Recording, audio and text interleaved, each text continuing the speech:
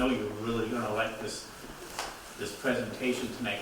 And this woman, I've known this woman for at least 40 years. Yeah. She was actually the first town shellfish biologist on the Cape, and she happened to be a woman too. So that was like a double whammy. Down in Orleans. And her neighboring town had the first woman shellfish warden, who was Kathy Rowe at the time. And she has committed her whole adult life to the coastal habitat and the ocean and the animals that live there. And, you know, you can't, you gotta imagine, she was in Orleans, she was right there, it was her passion. And I knew her because it's kind of my passion too. I look at it a little different than her because I deal more with young kids and she goes to adults. And she's a fabulous author. She's done a whole lifetime of research. So without further ado, Sandy Macfarlane.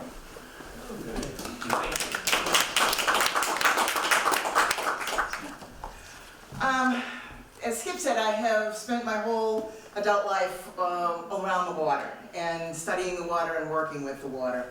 And I spent my summers in Orleans, and then I knew as a young child that that's where I wanted to live.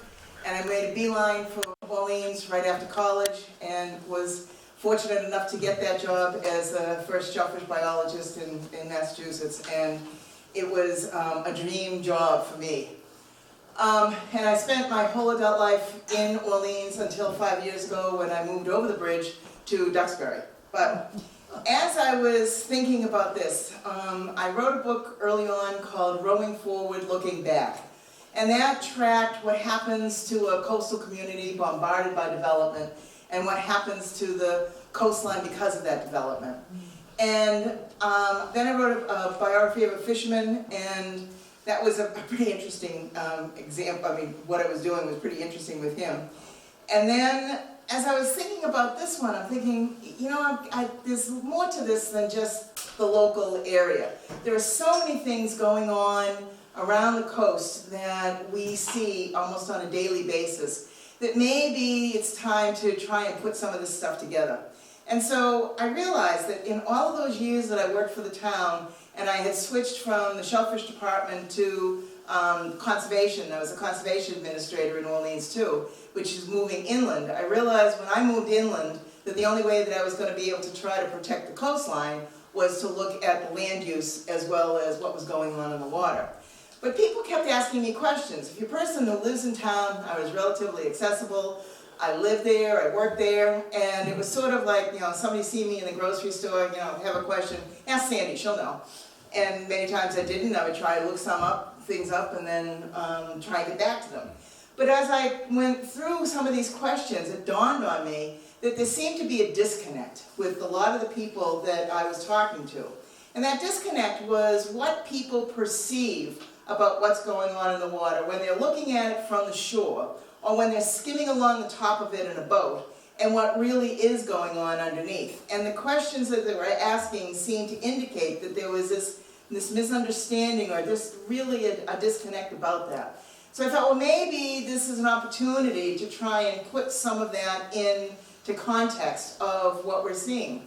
And because of the geography of Cape Cod, sitting 40 miles out into the Atlantic, we are in the sort of on the front row seat of what is taking place all around us. And when I tried to get this book published, a lot of the publishers thought it was too Cape-centric. And I'm thinking, no, the examples are of the Cape, but the issues that I'm dealing with and talking about are much, much broader. So without further ado, I'm going to start with the first slide. Skip is going to advance them with my nod. So, ready? Yep, please. So the first one is the hot and heavy one that I'm sure most of you have heard about. Even on this end of the Cape, I'm sure you may have read a headline or two about what is happening in other areas of the Cape. And in this particular case, we're talking about seals. Now, all marine mammals were protected in 1972. Some have made a really big comeback and some have not. The seals are one of the ones that have made a really big comeback. And so Cape Cod is one of the places where they are hanging out. They're pupping, one of the gray seals are now producing offspring on the Cape, but the population is enormous, and people don't understand that part of it, just that alone. That the population goes from Newfoundland to Long Island, and they swim. So the seal that's here today may be in Newfoundland in a couple of days. And so to try to get a handle on how many there are or what's going on with them is really difficult because of that swimming that they swim. But for some people, they're adorable, and oh, aren't they great? And looking at them with all of them lined up there, wow, isn't that fantastic? To the fishermen, it's not so much, because you hear sort of blue air all around the fishermen because the seals are getting fish that they want. And then actually the problem is they're getting the fish that they want because that's what we want. So that's one of the problems. But the seals have another problem. And go ahead, Skip. Seals have another problem, and that is these guys. Because the gray seals are the favored prey of great white sharks. And so here is a predator that is being preyed on. So we're going up the food chain to the apex predator, which is the shark. And the problem here is that everything is happening at the same time of year. When we want to use the beach, when the fishermen want to go fishing, and when the sharks are coming up to eat the seals. So everything is happening in this very short window of time, but it's making it very, very difficult for the towns to try to deal with this, because now we're talking about public safety as well as everything else going on. So. But they aren't the only ones. Seals aren't the only mammal. Whaling took place around here very early on. The Wampanoags were driving whales ashore, especially pilot whales that are in pods. And because of the curvature of Cape Cod Bay, it was pretty easy to drive them ashore. And the colonists looked at that and found that it was relatively easy to do it too. And the colonists, of course, didn't want the whole whale, they just wanted the blubber, whereas the Wampanoags took the whole whale, everything that they needed. But anyway, whaling was a very big deal around here very early on. But then eventually, as I'm sure everybody knows, it went offshore, and it started going up to Davis Strait near the Arctic, and then started going around the world elsewhere. So the Morgan here on the right-hand side is the last actual whaling ship. It is now berthed at Mystic Seaport. It was rehabbed a couple of years ago and actually did another tour. Thank you. But anyway, it is there, and you can go on board. But it's a voice. I mean, something to show from the past. Go ahead. But whaling, the attitude towards whaling changed, and the attitude towards whaling changed because we no longer needed what they had to offer. We didn't need the oil anymore, which is the only thing that everybody was getting. It wasn't the blubber. Nobody ate whale meat from our whaling. So there was this shift in attitude about whales, which has not been the same with all of the marine mammals. And that is hunting them now for the best shot instead of hunting them for hunting them. But I'm sure, how many people have been on a whale watch? All right. Can I overstate that it is awe-inspiring when you see a multi-ton animal leap out of the water and then come down again? It's just amazing. So the educational benefit of whale watches is just tremendous. But they're not the only things that strand. The pilot whales were not the only thing, and Cape Cod is the distinction of many animals that are stranding on our beaches, primarily from Dennis to Wellfleet in that corner of Cape Cod Bay. So they have the dolphins, and sometimes there can be over 100 dolphins in a year or even in one episode. Pilot whales haven't stranded in a while, but they still do it. In the 1980s there was a big stranding. But also there's sea turtles, and sea turtles are a very interesting animal because they're tropical. They're coming up to feed, they're following the Gulf Stream, they're getting into warm water in the Gulf of Maine, and they're getting into warm water in Cape Cod Bay, and they're cold-blooded animals, so they need warm water in order to survive. So as the temperature drops in the fall, they start to go up to Provincetown and try and get around so they can go south again, and they hit this wall of cold water, and whammo, they come back in the bay. Now there's a big storm. I'm sure everybody knows after a storm, it's a wicked, wicked northwest wind that is biting. then these turtles have no hope, really, and they end up on the beaches. So Cape Cod has the distinction of being one of the top 3 places in the world for marine animal strandings, and that is not counting the turtles. You add the turtles into it, and it is really something of what we've got going here. Go ahead. So why would I put a picture of a target ship in this slide presentation, and what has that got to do with strandings? Well, the target ship was plunked down there after World War II, so that planes from old Otis Air Force Base, now Joint Base Cape Cod, probably flying right over here, would go to the target ship and do their target practice. And for those of us who lived in the elbow of the Cape, it was great fun to watch the planes come by and watch them drop their bombs and see how close they got to the ship and see where the splash was and say, glad it was a practice run. But anyway, the ship was put down on a sandbar in Cape Cod Bay. Next one. But these flats are important too, and they extend about 1.5 miles out from shore. So next one. So here's at least 5 reasons that I've put up as possibilities. It could be any one of them, it could be none of them, it could be a combination of any one of the 5, and it could very easily be something that we haven't even thought of why it's so, why the Cape is so important for this. The obvious one is the hook, the shape of Cape Cod, that it really is providing a hook that they get caught in there. And it's hard to believe that something like pilot whales that have sonar are actually getting caught in Cape Cod Bay in these shallow waters. But if you think about it, just in sort of anthropomorphize these, you got deep water around Provincetown. It gets shallow, you get here, and then it gets really shallow to Billingsgate Shoal. And if you get over that, you get a little bit of deep water, and then you get this tongue of shallow water again, which is where the target ship was, and a little bit of deep water, and then you get these flats. So if you're chasing your prey in there, and with this 10-foot tide, you get to the flats, and the tide starts going out, it goes out pretty fast, there you are, up on the beach. So it's a real problem area. Go ahead. The Rotary. I'm sure everybody here has gone around the Orleans Rotary. Yes, yes, at some point in your life. Well, the Orleans Rotary is a fascinating place, actually, and it's fascinating because of these 3 pipes. And those 3 pipes drain water from Cape Cod Bay to Town Cove, which is that other body of water up there. And it's a one-way drain from the bay to the cove, because there's a tide gate there. Years ago, there was actually a connection from Cape Cod Bay to the Town Cove and out through the Atlantic. And so ships were able to go through there, and literally this was Cape Cod's first canal. Now, there is no sign that says that, except one little tiny sign on Canal Road. There's no sign when you go around the Rotary that says, you know, even welcome to Orleans or welcome to Eastham and nice shrubbery, because the place is all wet. It's still wet in the center of that thing.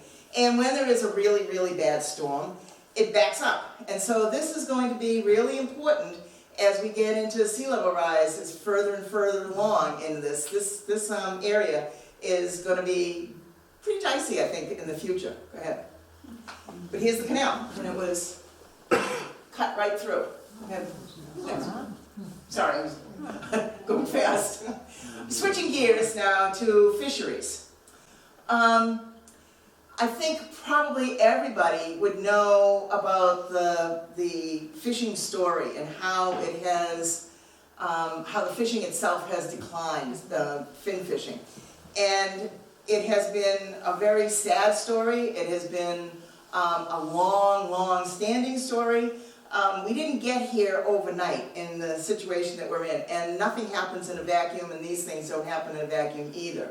But the iconic draggers from Chatham that were dragging bottom fish, very few of them are left in Provincetown. Provincetown was a very big fishing area. It was big for many reasons. It had a deep harbor. It was close to the fishing, or closest to the fishing grounds, and it was a big area. So Provincetown has always been a fishing community. It still is, but the fishing has changed, or the way of being on the water has changed, as people try to adapt to just trying to figure out a way of being on the water. In Chatham, the boats are smaller, and they're smaller because Chatham Harbor is miserable to get in and out of. It's changing on a daily basis because of the sandbars there. It's just it's pretty much of a nightmare for fishermen to try and navigate that. Right now there's 2 inlets, Neither one of them are very good. They're both really bad. But Chatham still plugs on, and they try and get other species, other ways of keeping themselves on the water.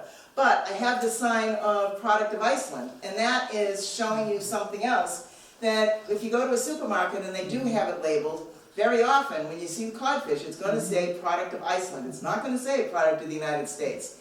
And here we have Massachusetts, the place that basically lived, that made its whole being on codfish. You got a codfish hanging in the state house. You got a place called Cape Cod, and here we're getting fish from Iceland. So the book goes through this whole story of how this all happened over years. Next one. And it started because people were coming actually in the Middle Ages. They were coming from Europe, and they had literally fished out their areas around the North Sea, which is kind of hard to believe because you think Mayflower type ship instead of something that we might think of now. And when you think Mayflower, you think of the technology that they had at that time versus today, and the amount of fish that must have been there, and the amount of people going, I mean, it doesn't quite compute. But people are now looking at that differently and thinking that maybe the lack of fish was partially due to the Little Ice Age that started around the same time in the 1500s. So the Middle Ages are really important for this whole story. At any rate, can you go back a couple? At any rate, what they did was to go from, they went from the North Sea, and they kept going west. And they would go to the Faroe Islands, and then they hit Iceland, and they were fishing around Iceland for a long time. They kept going further and further west to get around Greenland. Then they come back down here, and they got to the banks off of Newfoundland. And holy smoke, they couldn't believe what they were seeing as far as the productivity of that area. And so that became a very, very big deal for the fishing industry for generations. So go ahead.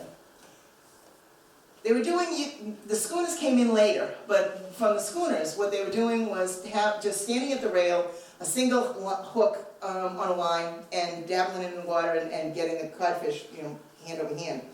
Then they realized that if they went into these dories, they could put several men in the dories and do the same thing, and they would extend the territory of the ship. And then eventually that led to long lining, where they would have miles of line on the water, in the water on the bottom, with hundreds of hooks. And that's where what was taking place then, and actually into today. So next one. But Newfoundland has its own story, and it is connected to this area too. Newfoundland had developed, with the people mainly from England, had developed a way of preserving the fish that was different from what they did in Norway. Norway, they just split them and dried them. Here, they brined it first and then dried them. And it seems like a pretty simple process, and I've got it all outlined in here of the whole process, but it's a stepwise thing. But it took a whole village to get the fish to a product that was finally sold several months later.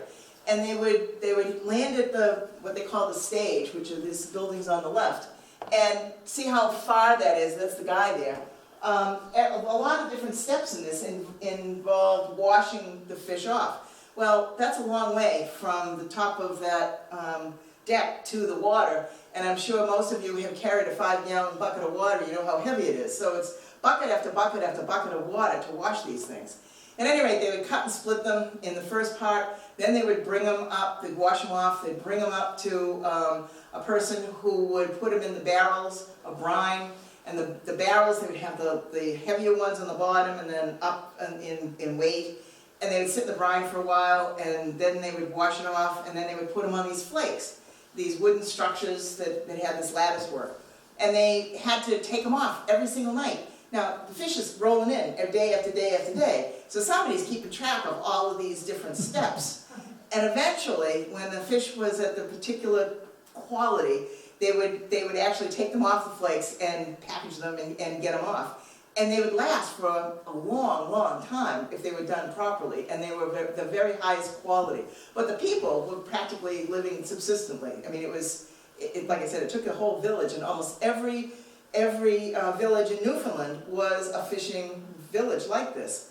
You go up there now, and I haven't been there recently, but from what I've heard, there is not, you can't see any vestiges of this left. Because what happened was in the 1992, the fishery literally collapsed around Newfoundland, totally collapsed. And the government of Canada put a moratorium on cod fishing. It was supposed to last for 2 years. It was a horrendous decision. It was a very difficult one, emotional one, you name it, but they did that. It was supposed to last for 2 years. 20 years later, over 20 years later, the fish haven't come back. So it shows what happens when you really destroy an ecosystem that badly and really overfish a particular species and the cascading effects of it. Next. Well, that brings us to the Gulf of Maine. The Gulf of Maine is equally, if not more productive than that whole Northwest Atlantic. And part of that is because it's got the same attributes as the Northwest Atlantic. And those are deep and cold, deep and shallow, warm and cold. And when you have those four things, deep and shallow water and warm and cold water, and they're all mixing, then you have this unbelievable productivity. And in the Gulf of Maine, you have the addition of rivers coming down from interior, and they're bringing nutrients too. And so the Gulf of Maine is just a gem of a place, which is why Stellwagen Bank is so important to everybody. But it figures figures later on in this, and that is that keep this one in mind, is that the Gulf of Maine is heating up faster than 99% of the planet. So just keep that in mind as we go along. Okay, go ahead. Well, that's offshore fishing, but inshore fishing was just as important. Weir fishing was a big, big deal all around the Cape. All of the flats on the Cape Cod Bay side were using weirs. Most of the shallow waters in the Nantucket Sound were full of weirs. There are very few of them left, and those that are the last of their kind, because you can't get a permit for a weir anymore. It's a very efficient way of fishing. It's wicked as far as labor is concerned, because every year they got to put the poles in, pump them in, hang the nets, and after the season they got to take all that gear out of the water again and store it. So plus when they're in there, they purse this net in the bowl at the end, and literally hand over hand trying to purse this net. It gets heavier and heavier with the amount of fish in it, and then with dip nets, just literally shovel them in. So it's backbreaking. I went out there once and I thought, whoa, this was really something. Herring runs. They are extremely important all over the East Coast, not just around here. And there's probably no town in Massachusetts, no coastal town, that does not have a herring run, a herring road, a herring pond, a herring way, a herring something or other. And if you look on other parts of the country, it's the same thing, because herring is one of the most important fish. It's at the bottom of the food chain, and it has this migratory habit, so you know that they're going to come back. Well, when you talk about development, these fish sometimes get blocked with a road being built or something being built over the run. And if that road may have a culvert, but the culvert has to be cleaned out all the time, at any rate, if it's blocked up, then the fish can't get up. And one road, no big deal. But if you start adding up each one as it's happening along the East Coast that blocks the herring runs, then you start to understand what the habitat for these fish are and why herring are in trouble. And right now, you cannot fish for them commercially at all, because they are in trouble. So it's another fish that's in trouble. It's at the bottom of the food chain, and it's an important fish. Go ahead. Switching gears to shellfish. The guy on the left was a guy that fished out of Rock Harbor in Orleans, and he is standing on the gunnel of a catboat. That he took the mast down and did put a putt-putt engine in it. But Cape Cod Bay can get really nasty really fast. And he's out there with that bull rig, and that bull rig has a 30, 40, or 50-foot pole on it. And Rock Harbor is only accessible 2 hours before and after high tide. So you've got 4 hours basically out there, or you've got 8 long hours, maybe up to 12 long hours. And if you take over the low tide and you take that long one and it gets nasty, you got some real problems. So just picture yourself on a catboat that's bouncing along Cape Cod Bay, and you're trying to get this bull rig in the bottom and rake it to get your cohogs. And they were doing it. There was a whole bunch of guys that were out there doing it. God bless them, because it's a real hard way to make a buck. The one on the right is clammers. Clamming was also very important. They were getting clams primarily for bait, also to eat, but a lot of for bait. They were digging barrels of clams, not bushels, and there's about 12 bushels to a barrel. I can't think of a flat that I can't think of what it must look like with the holes to see that many clams, that you could dig a barrel of clams on a flat. I can't picture it. Anyway, go ahead. Bay scallops. I think Skip and I probably share this one, they're probably our favorite. And I consider them nuggets of gold, but they are a sensitive animal. And they're sensitive, but you can't overfish them as long as they have this raised annual growth rate. If they don't have that, then they have not gone through their one and only spawning time, because they only live 2 years.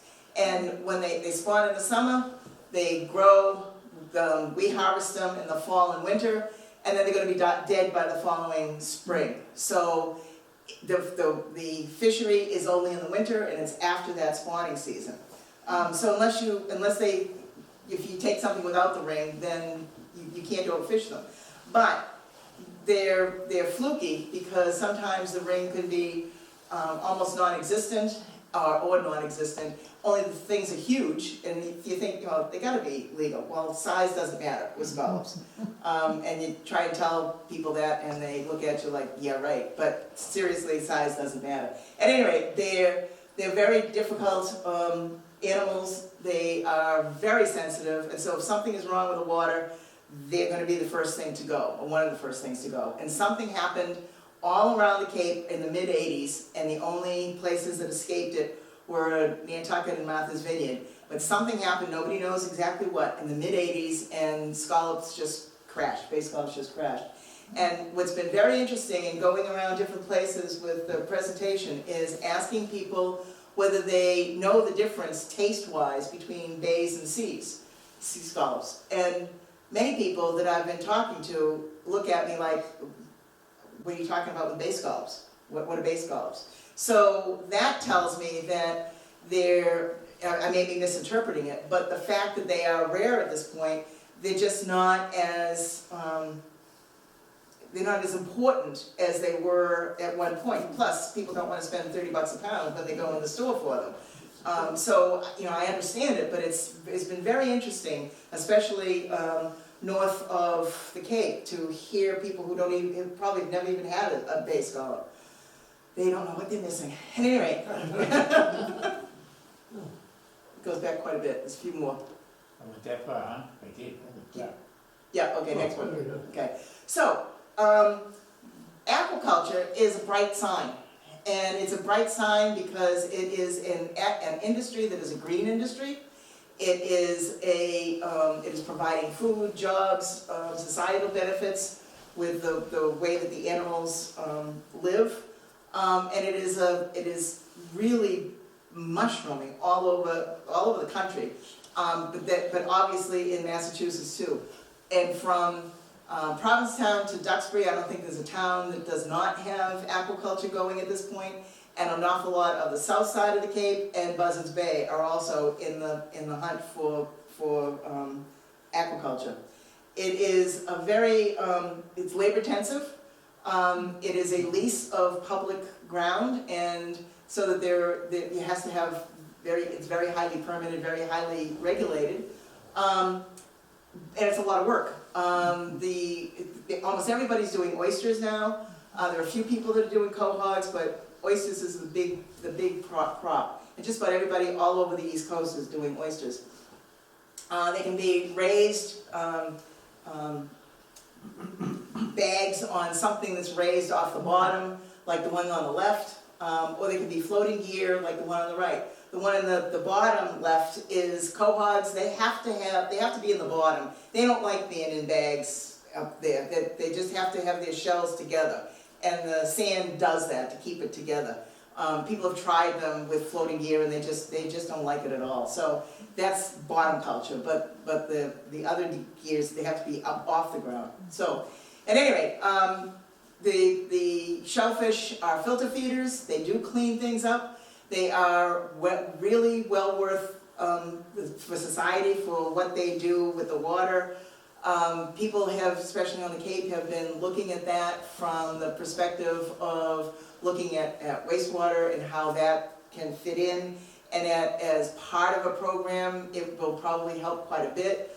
As the major part of a program, I'm not so sure, because it takes a lot to grow these things, and you're talking about a continual growing year after year after year in order for this to work, because you have to get them out of the water in order to get the nitrogen out of the water. At any rate, there are a lot of people looking at shellfish from a lot of different perspectives, and it is the bright light in all of this of a fishery that is somewhat a good story. So, go ahead, next. That takes us to how this is all tied in with other things. And I never paid a whole heck of a lot of attention to the Gulf Stream until I had occasion to meet a young woman who was an adventurer of the nth degree, who wanted to be the first person to circumnavigate the globe on people power, human power. And so she, she kayaked down the Thames, across the Channel, bicycled across Europe and Asia, kayaked to Japan, rode across the Pacific, kayaked the Aleutians, and rode her bicycle from Anchorage, Alaska to Chatham in that miserable 2015 winter that we had. And when she got to Chatham, she was going to start the last leg of her journey of rowing across the Atlantic. And I met her with a friend of mine who was a world-class rower, a champion rower, who lives where I live in Duxbury. And so we had lunch, and there was this picture like this happened to be on the Cape Cod Times, sitting on the counter, and I looked at that and I said, wow, that doesn't look like what I imagined the Gulf Stream to look like. I mean, this is a satellite thing, so it's got to be pretty real, but I thought, wow, what are these, I call them tendrils, what is all this all about? Well, it turns out that they are, the big eddies, but they're also warm and cold core rings, which go very deep and have a heat exchange. And I think it's the cold ones going this way and the other ones going this way. Anyway, Sarah got caught in these, and they're big merry-go-rounds. Well, here's Cape Cod. So if you're in here one of these and you're in a rowboat, you're going backwards for a long time. So she was out there for a very, very long time, and she was 1,300 miles away from home when Hurricane Joaquin was headed for her, and her crew said, you got to abort this. So she aborted the whole thing. But in following her, I was following the Gulf Stream and looking at what was really happening with the Gulf Stream. So I learned a lot about it, and part of it is that it is the engine that is driving all of the currents in the world. And what happens is that the Gulf Stream veers off at about Cape Hatteras and goes across the Atlantic to the European area, and it splits off in a whole bunch of different directions. And eventually, the warm water of the Gulf Stream meets the cold water coming down, and it sinks, and it goes way down to the abyss on the just off of our continental shelf. It goes all the way down to Antarctica. So this is this whole cycle, and but the Gulf Stream is the engine that's driving it all, and which is pretty amazing that this one enormous current, and it is fast moving, and it is just everything about it is just mind-boggling. Is literally driving the boat here, and when you look at this, I tried to come up with a description of how can I explain this to people in language they might understand. And I came up with an up escalator. So when you get on the bottom step of an escalator, you ride it up to the top, you step off, but the mechanism goes behind the machine and goes down and picks up the next person. Well, that's kind of what's happening here. Yeah. Actually, you have it a little bit backwards. It's a down conveyor is what they call it. Right. What's happening is it's not the push of the Gulf Stream going up. It's the sucking of the cold water sinking right off of Greenland and dropping down. Yeah. And that's what that line is going all the way down to the South Pole. And it's just because of the rotation of the The earth earth, right. that the warm water is pushed up on the left-hand side of the Atlantic going north. But it's, my escalator was just to try to get this concept going. Right. So the escalator ride is a couple of seconds. And the best estimate that anybody's come up with for the water here is about 1,000 years to make this round trip around the globe. So this is kind of a big deal. So go ahead. Well, what's happening, and climatologists they certainly don't look at 1 year and make any kind of a statement. It is a data point.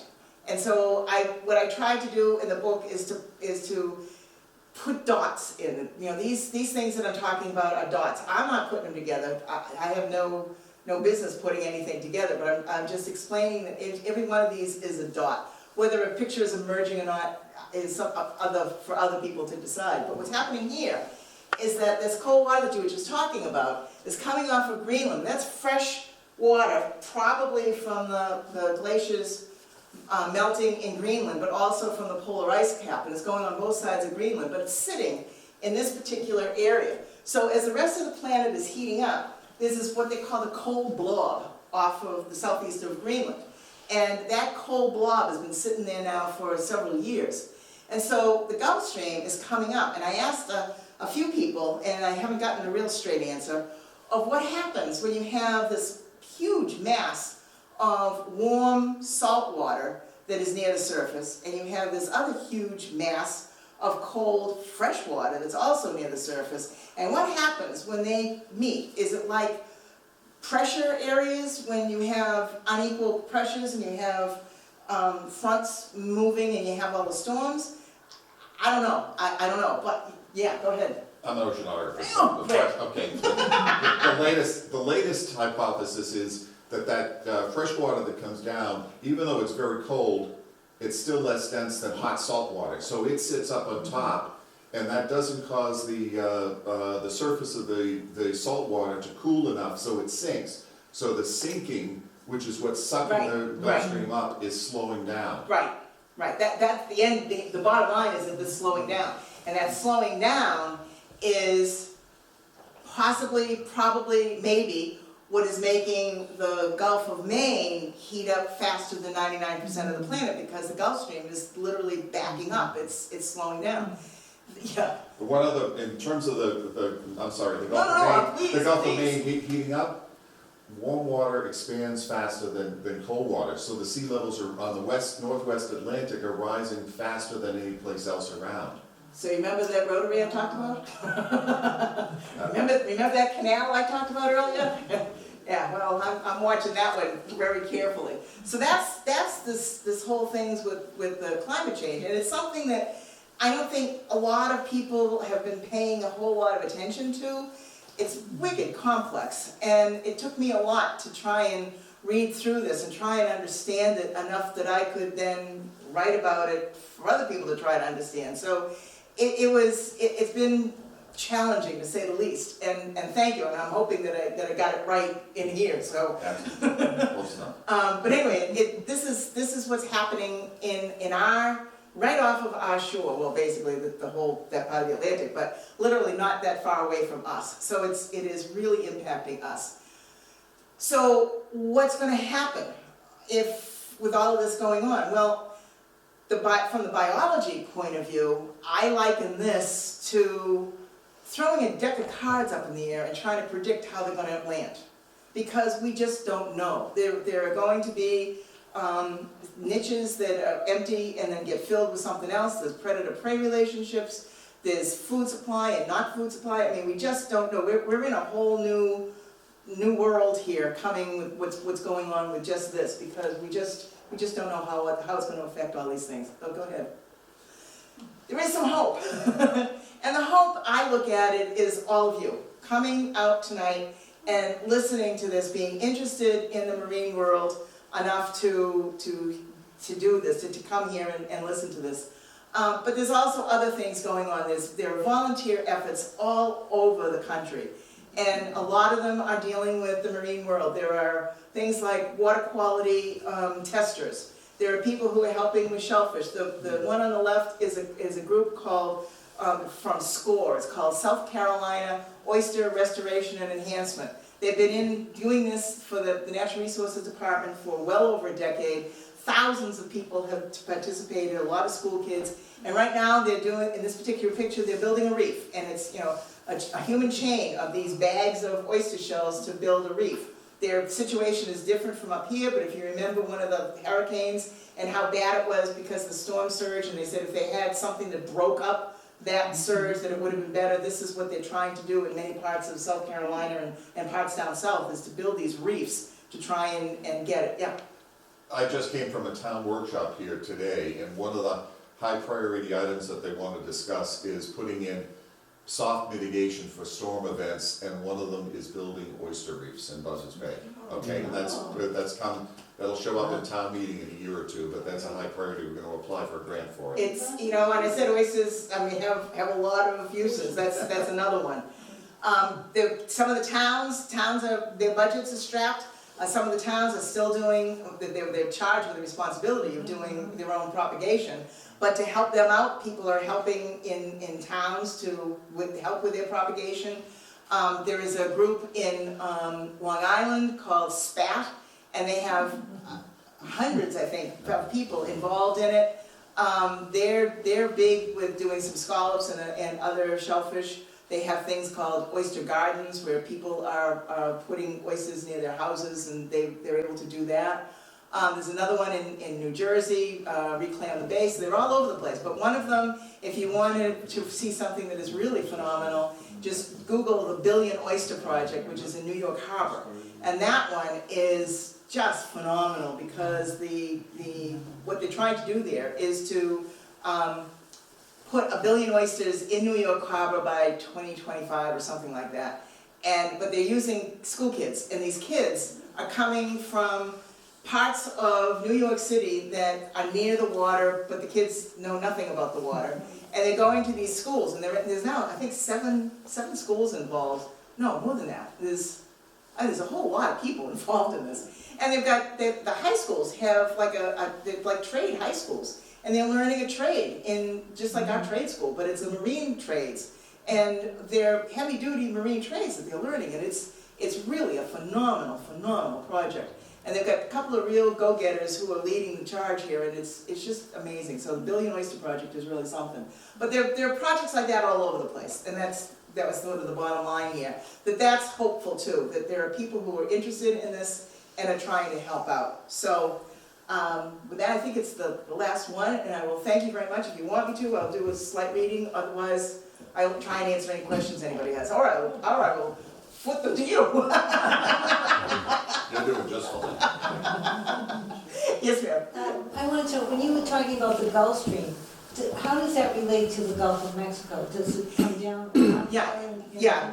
If you want to call a starting point, many of the places their starting point is the Gulf of Mexico. And then it goes through the Strait of Florida, pretty close to Florida, and then shoots up to Hatteras, and then starts to veer off to... Because I was wondering, it seems like we get a lot more storms and tornadoes across that lower band of those states there than we ever used to. And I'm wondering if that's related to... Sorry, I have can't answer that one. Sorry, can't answer that. The waters in the Gulf of Mexico, I think have increased. They're a lot warmer, and the cold weather seems to be penetrating further south with these off-kilter polar vortices. And what that does is it produces these storms that sit over Houston, that sit over the southeast, etc. And the water has 7 or 8% more moisture on average than before, and it can just sit there and just dump for days or weeks. Yeah, it's we're living in some crazy times, climatologically. Yes, sir. Are the 1 billion oysters edible? In other words, No, they're there strictly to clean up New York Harbor. And it's very highly regulated, and they make sure that everybody knows that they will never be eaten. They're there to do a job as opposed to produce They're food. not relaying them like around here, I understand. Some of them are relayed in from Taunton area. Yeah, no, they're not. No, it's not a relay program. This is strictly let's use the filtering capacity of oysters to try and clean things up, so, yes, sir, you So kind of. there was a story in the Cape Cod Times just a couple of weeks ago saying that the scallop fishery in Nantucket had been, I don't know, wiped out is the right word, because it may not be permanent, but almost down to zero. Because you had mentioned that the vineyard in Nantucket were spared, but it doesn't look like they are now. I'd heard about Nantucket, I didn't know how bad it was, but I had heard that it wasn't looking very good this year. Martha's Vineyard has had a program called with the Martha's Vineyard Shellfish Group, and they have been growing scallops through hatchery work for 40 years now. And so they've been able to sort of mitigate the yo-yos, because the scallops have a normal yo-yo population. That's the way they are. But they've been trying to even that off, and with growing them in a hatchery. And Nantucket has been getting going in that too. So I hope Nantucket, was able to maintain it. But if they've got the eelgrass goes, or they've got too many things in the water, boat stuff, oil and gas and all that stuff from boats, and Nantucket Harbor is a pretty semi-enclosed body of water. Who knows? But it's not good. And scallops are just a very, very sensitive animal. Very sensitive. Mm-hmm. Like I said, we have no idea what happened in the 80s, but it was literally all around. So, yeah. Are you saying that all the oyster farms that we have around Buzzards Bay, they're strictly for cleaning the water? No. The billion oysters in New York Harbor. Oh, just those? Yeah, oh yeah.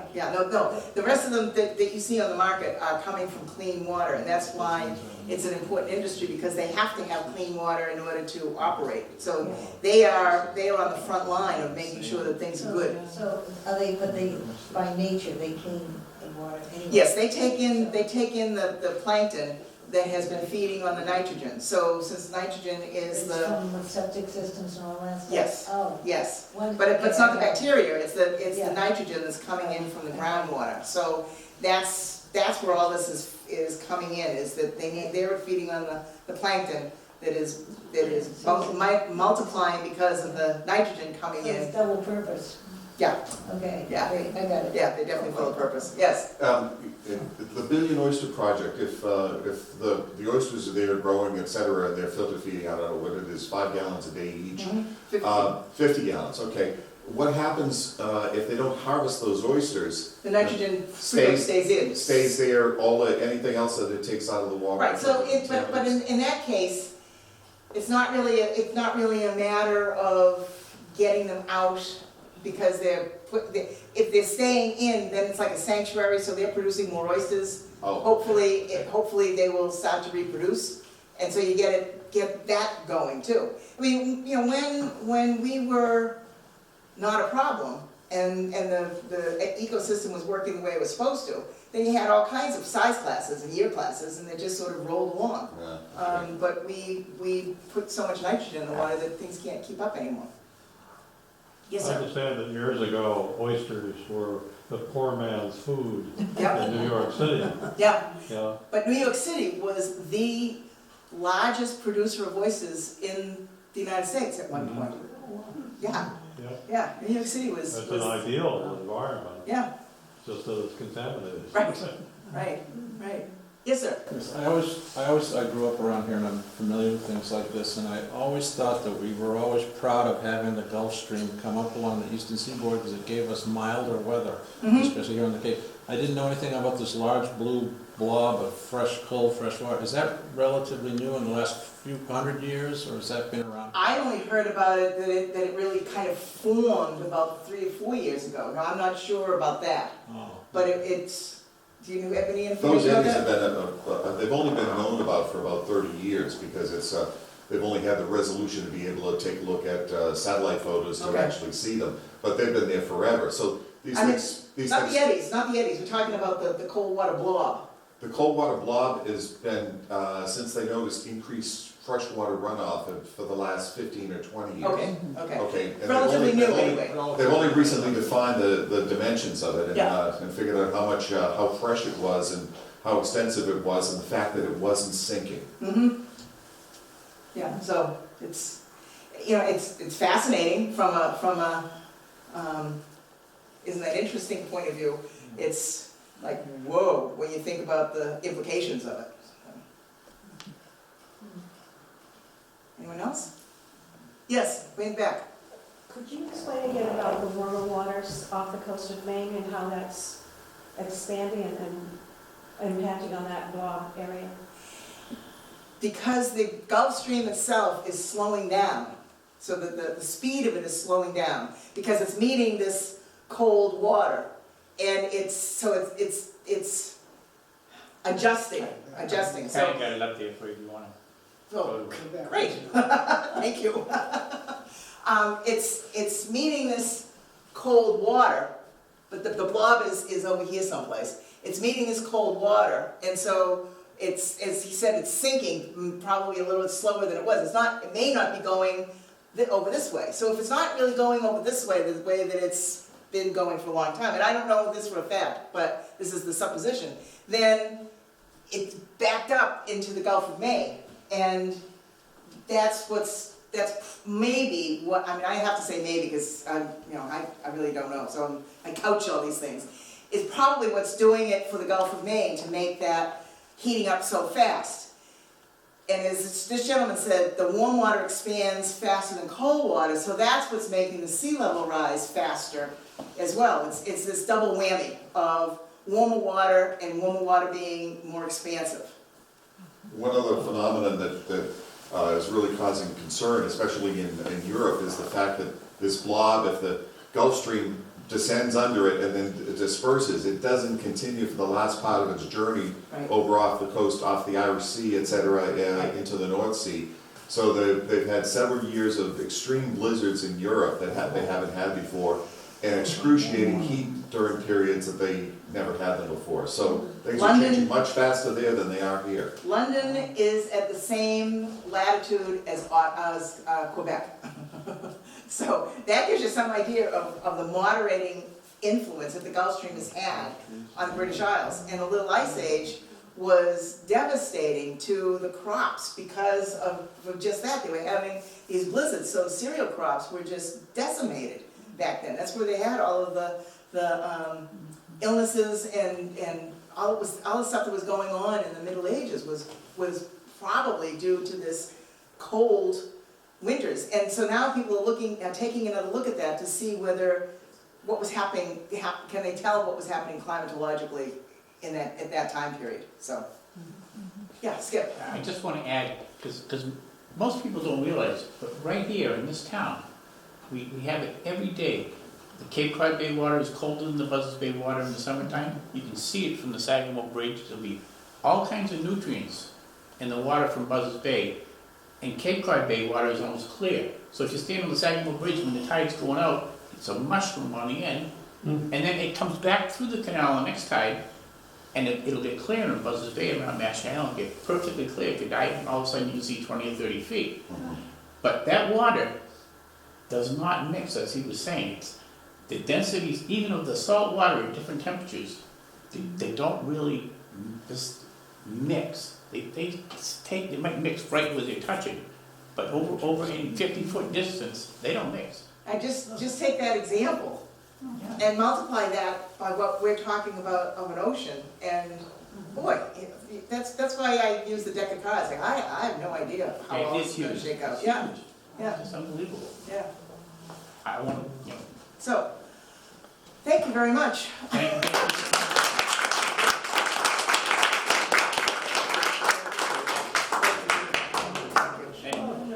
She's not going to run away. She's going to work. You buy one of her books. I'm going to buy one. Don't miss this opportunity, because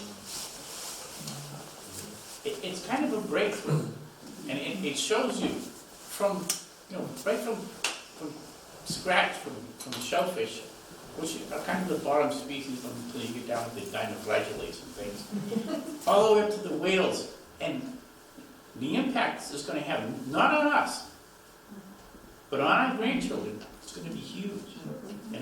Get them to read it. And global warming is really happening here, and there's places in North Carolina where the tide now comes over the road where 20 years ago, it didn't even get close to it.